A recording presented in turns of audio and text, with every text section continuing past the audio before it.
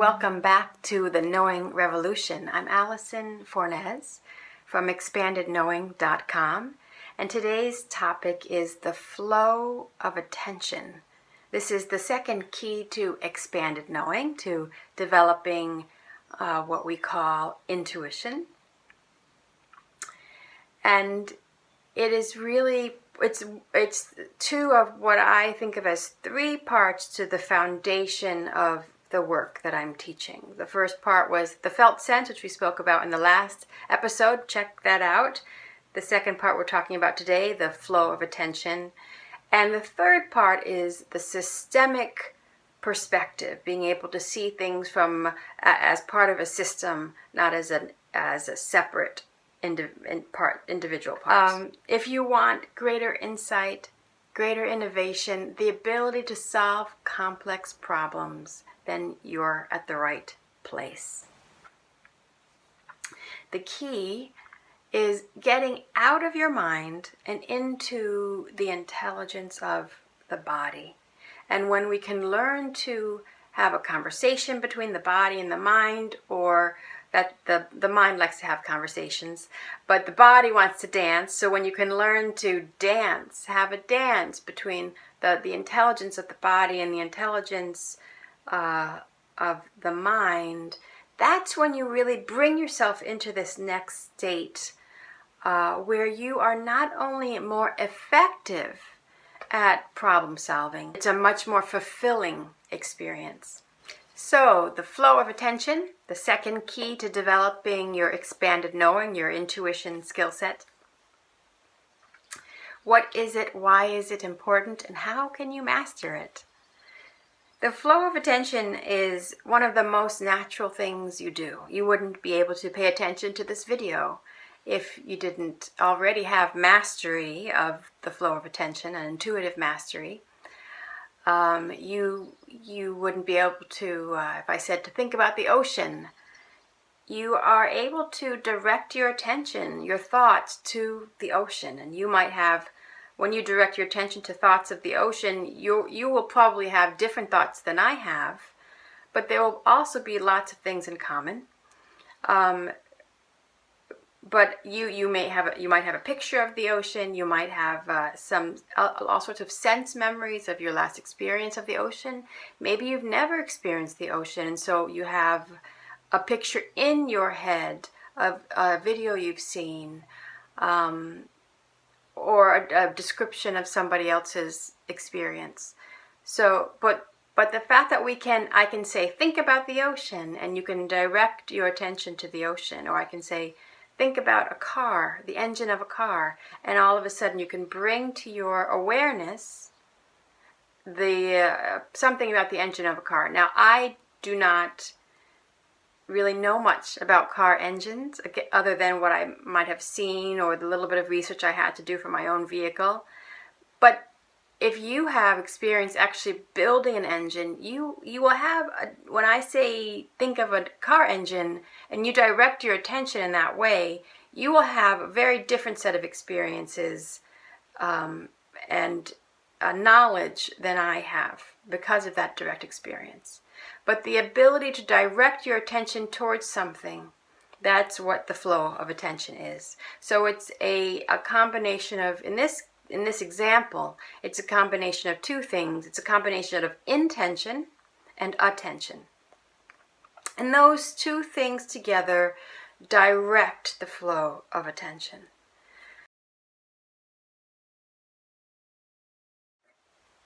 There are two other ways that we can play with our attention. The second way is to follow your attention. So whereas when we put together our intention, we are leading our attention in a certain direction. If we follow our attention, we are in some ways placing our awareness behind the attention and allowing the attention itself to be drawn in whatever direction it wants to go. So for example, if I am a biologist in the field, I might be out in the field and find that my attention is drawn towards some movement, or towards some kind of dynamic that I didn't intend to see. My intention was to be open to whatever was happening, to observe. So there's that intention. But I wasn't intentionally directing my attention in any particular way. I was open to whatever was going to come my way.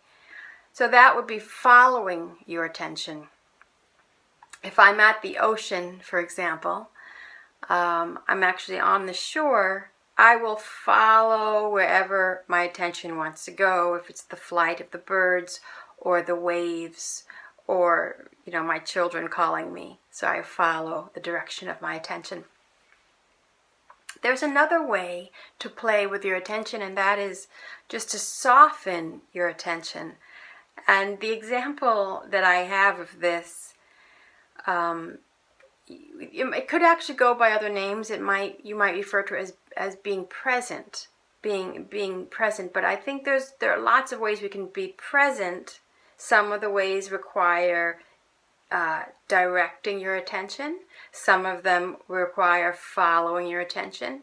And then this is what I would call softening your attention. So the first time I had a really dramatic experience of softening my attention was actually when I was in an amusement park on a roller coaster.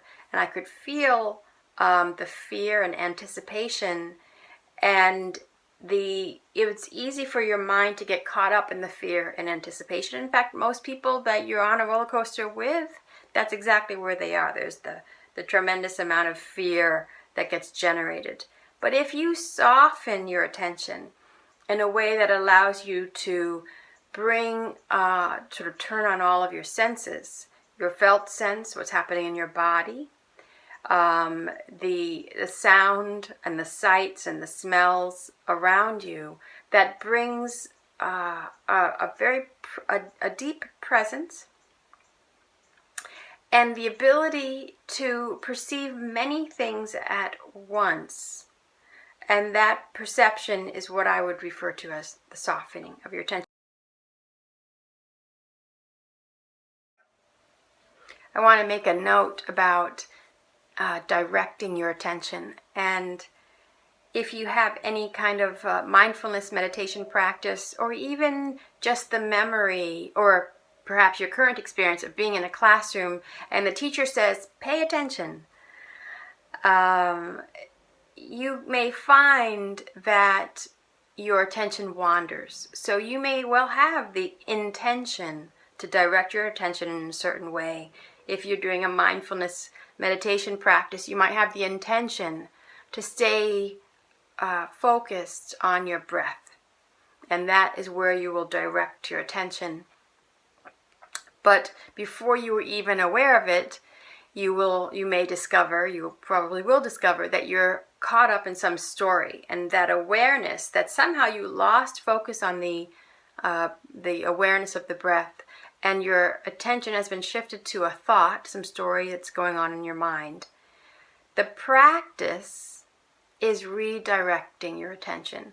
So if you are a meditator, you're familiar with the use of the word practice in reference to your meditation. And one way to actually think about practice is to recognize that it is the shifting of attention, that the moment you become aware that your attention has shifted from what your intention was, that you bringing your awareness back to your intention. That is one of the keys to mastering the flow of attention. Simply being able to shift your attention to what you want it to be focused on. That mastery is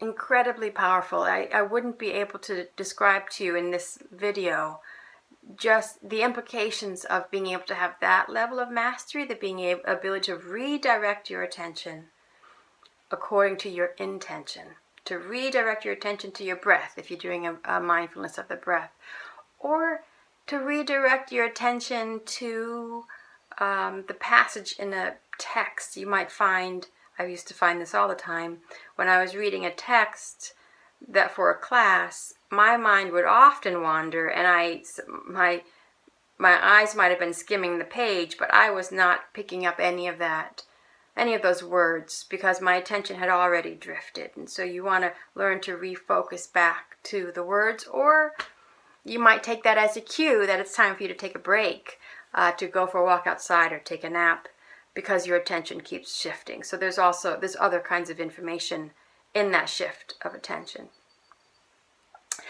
But I want to give you some specific practices for playing with the flow of attention.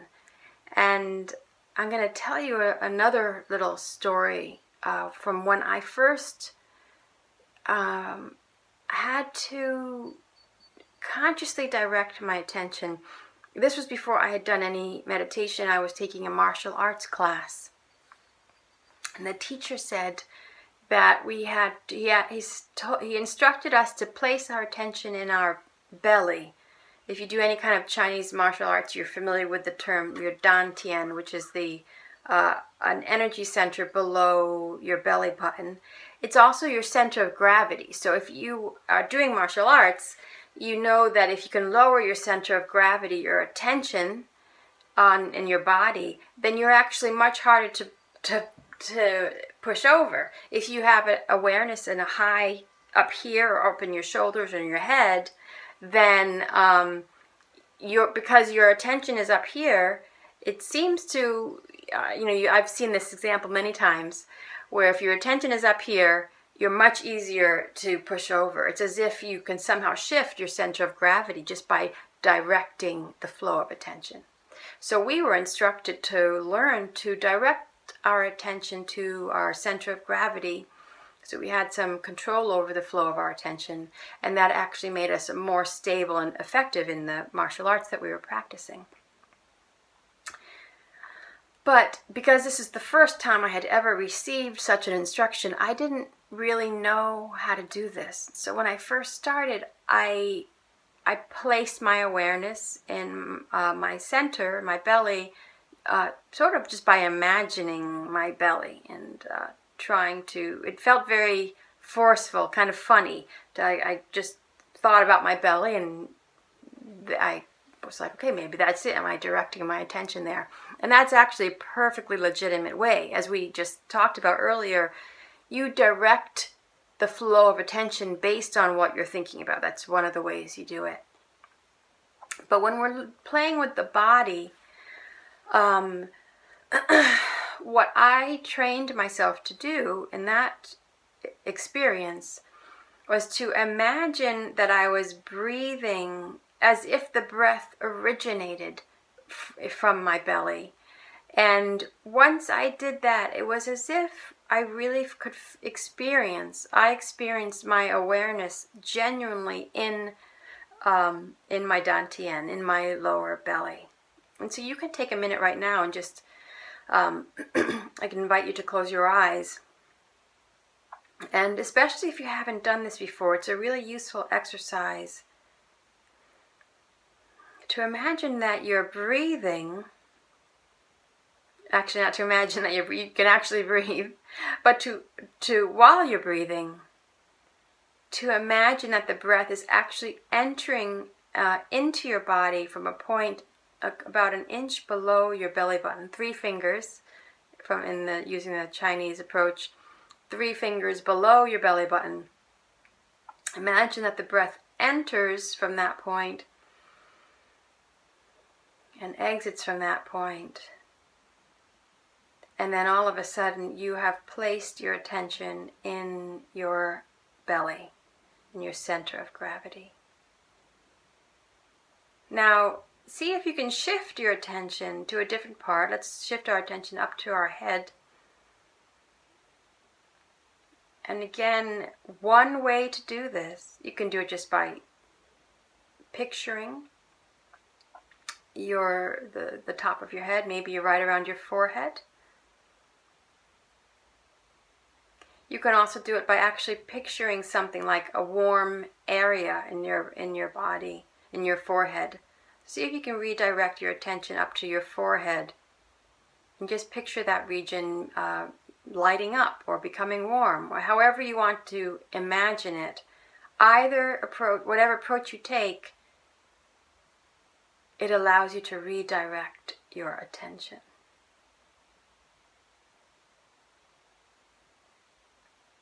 And now I'm going to have you go back to your belly. So change the flow of attention back to your belly. And you can use the same technique of imagining your breath entering there. You can imagine a little ball of light or warmth. Any of these images, the function of these images is simply to help you shift, direct the flow of attention. And so you can shift back up to your brain, to that forehead area. Again, using any image you want to help you get your attention there. And you can see through this simple exercise that it really is like a water.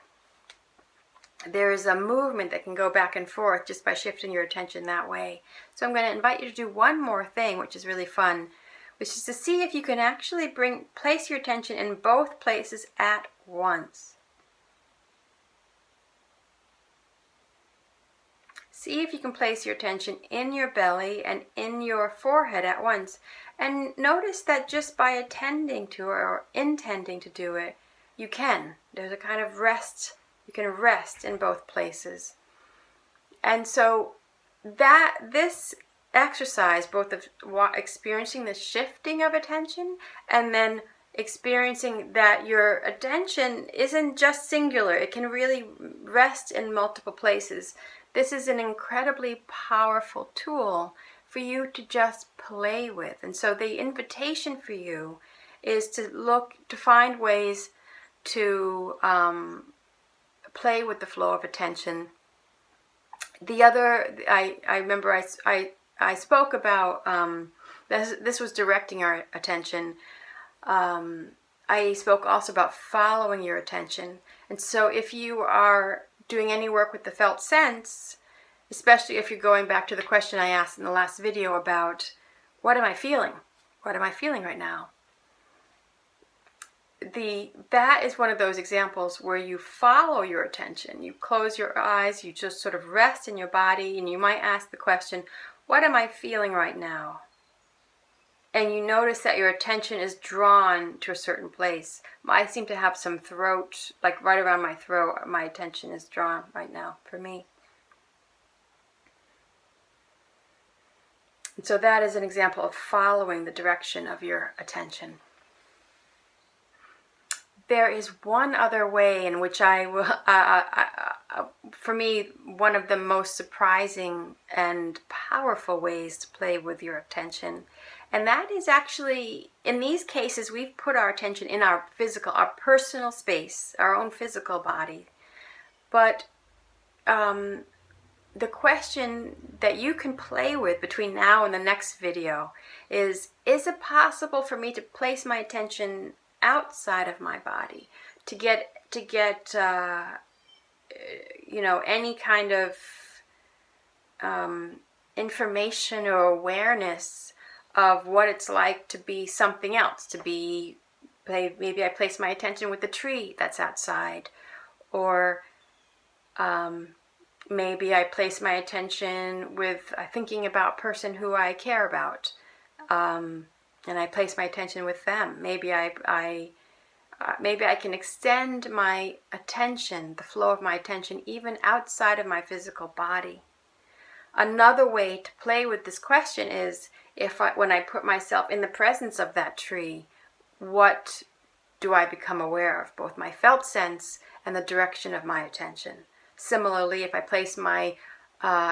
get to be with a friend of mine, what do I notice in terms of the flow of my attention, or the direction of my attention, or my felt sense? So play with those things between now and the next video, because in the next video is when we really look at how we can apply the felt sense, apply the flow of attention in the context of what we're talking about here, which is insight, innovation, and complex problem solving. So I look forward to seeing you next time. Check me out at expandedknowing.com and subscribe to the channel and like the video and leave me comments, all of those things. Have a great day.